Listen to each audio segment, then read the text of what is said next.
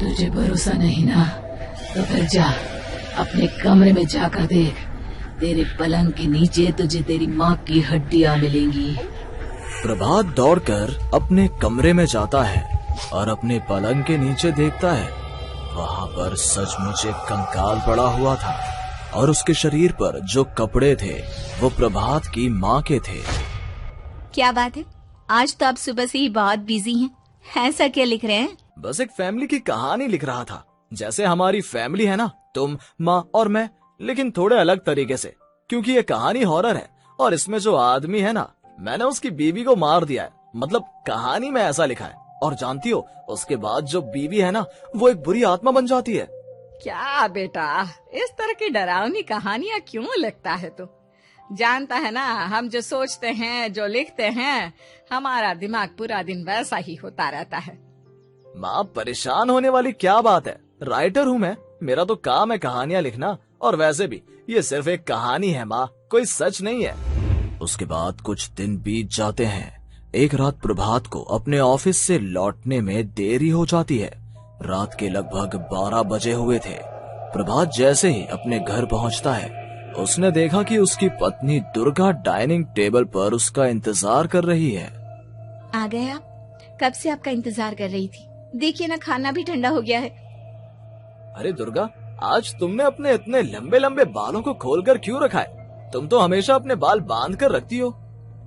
वो क्या है ना प्रभात, जब इंसान अपनी जिंदगी से मुक्त हो जाता है ना, तो उसे दूसरे सारे बंधन खोल देने चाहिए। इसलिए मैंने अपने बालों के बंधन भी खोल दिए। ये तुम किस तरह की बातें कर रही हो? तुम ठीक तो हो? मैं बिल्कुल ठीक हूँ प्रभात। अच्छा चलो खाना खाओ। वो क्या है ना दुर्गा, मुझे भूख नहीं है। ऑफिस में कुछ खा लिया था।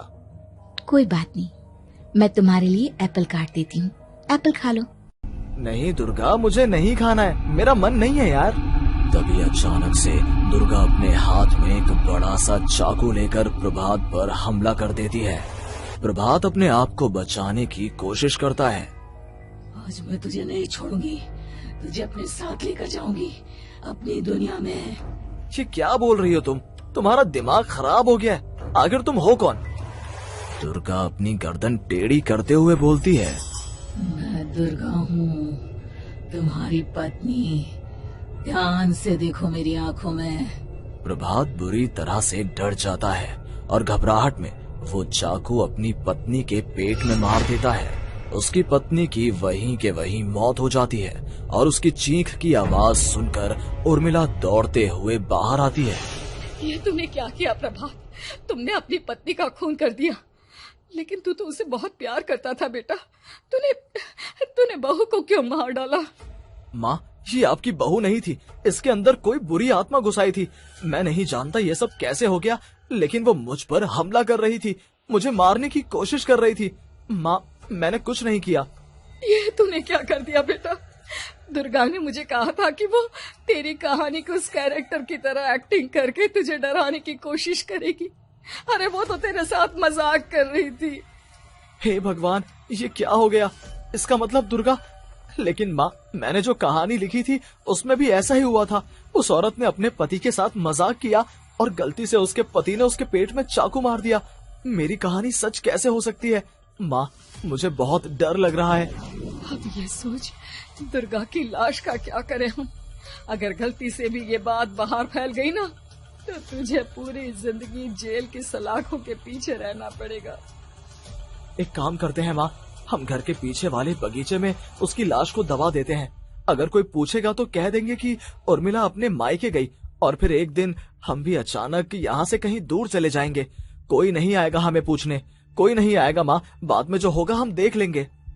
प्रभात अपनी माँ उर्मिला की मदद से दुर्गा की लाश को अपने घर के बगीचे में गाड़ देता है। कुछ दिन तो ऐसे ही बीत जाते हैं, लेकिन एक दिन अचानक रसोई से आ रही कुछ आवाजें सुनकर प्रभात की नींद खुलती है। प्रभात ने देखा कि वहां पर एक लंबे बालों वाली औरत दूसरी तरफ चेहरा करके खड़ी हुई थी। कौन है? कौन है वहां पर? अरे कौन हो तुम? मैं दुर्गा हूँ प्रभात। क्या हुआ? मुझसे इस तरह के सवाल क्यों कर रहे हो तुम? तुम दुर्गा नहीं हो सकती। दुर्गा तो प्रभात, मैं तुम्हारी पत्नी हूँ, तुम मुझे कैसे भूल सकते हो? 4 दिन के लिए मायके क्या चली गई, तुम तो मुझे भूल ही गए। अब अगली बार ना मैं कहीं नहीं जाऊंगी। पता चला तुमने तो मुझे पहचानने से ही इनकार कर दिया। नहीं, तुम दुर्गा नहीं हो सकती। तुम दुर्गा हो ही नहीं सकती। मैं जानता हूँ ये सब क्या हो रहा है। मैंने अपनी कहानी में लिखा था कि उस आदमी की पत्नी की मौत के बाद एक बुरी आत्मा उसका रूप लेकर उसके घर में आ जाती है। तुम वही हो ना? और अचानक से खूबसूरत दुर्गा का चेहरा काला पड़ जाता है। उसकी आंखें लाल हो जाती हैं और पूरे शरीर पर बाल, लंबे नुकीले नाखून, उसके दोनों पैर उल्टे हो जाते हैं और बेहद डरावनी आवाज में वो चिल्लाकर कहती है, बुरी आत्मा, मेरा खून करके मुझे अपने ही घर में गाड़ कर तू मुझे बुरी आत्मा कह रहा है? मैं तुझे छोड़ूंगी नहीं। और अचानक से प्रभात के घर में बेहद डरावनी आवाजें गूंजने लगती हैं। घर में चारों तरफ बहुत सारी बुरी आत्माएं नजर आने लगती हैं। प्रभात घबरा कर अपनी माँ को आवाज देता है, माँ कहाँ है आप? जल्दी आइए माँ, देखिए ना ये सब क्या हो रहा है। प्रभात ने देखा कि अचानक से उसकी माँ कमरे से दौड़ कर आती है। क्या हुआ प्रभात? और ये लोग कौन है? इन सब की गर्दन टेढ़ी क्यों है? इनके बाल खुले हुए। हाँ प्रभात, ये सब लोग तो मुझे मरे हुए नजर आ रहे हैं। हाँ माँ, ये सब लोग मरे हुए ही हैं और ये ठीक वैसा ही हो रहा है जैसा मेरी कहानी में हुआ था। लेकिन मेरी कहानी के हिसाब से तो आप भी। अचानक से उर्मिला का रूप बदल जाता है। वो भी एक डरावने साए की तरह बन जाती है और बेहद डरावनी आवाज में चिल्ला चिल्ला कर कहती है, मर गई तेरी माँ। जानता है, कल रात जब तू सो रहा था ना, तो मैंने उसके शरीर का सारा खून पी लिया।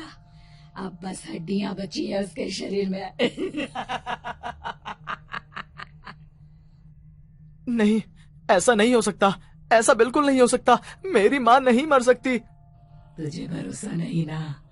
तो फिर जा, अपने कमरे में जाकर देख।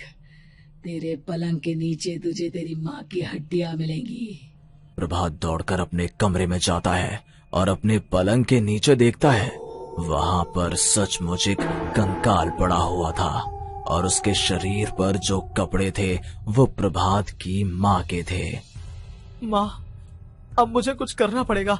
लेकिन मेरी कहानी में लिखा था कि माँ की मौत मेरे हाथों से होगी, पर माँ तो पहले ही मर चुकी है और वो बुरी आत्मा मुझे भी मार देगी। नहीं नहीं, इससे पहले कि वो मुझे कुछ करे, मुझे उसका काम खत्म करना होगा। प्रभात अपने हाथ में बड़ा सा चाकू लेकर उस बुरी आत्मा पर हमला कर देता है जिसने प्रभात की माँ का रूप लिया हुआ था, और अगले ही पल वो नीचे गिर जाती है और उसके शरीर से खून बहने लगता है। ऐसा नहीं हो सकता। एक बुरी आत्मा के शरीर में तो खून होता ही नहीं है। तो क्या सच में मैंने अपनी माँ को मार दिया? लेकिन अभी कुछ देर पहले तो फिर वो कंकाल किसका है? और ये कौन है? मैं पागल हो जाऊंगा। और अपनी माँ की लाश, इसका मैं क्या करूं?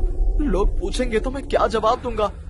तभी वहां पर दुर्गा का रूप लेकर जो आत्मा थी उसने प्रभात से कहा, गाड़ दे अपनी माँ को ले जाकर उसी जगह जहाँ तूने मेरा खून करके मुझे गाड़ दिया था।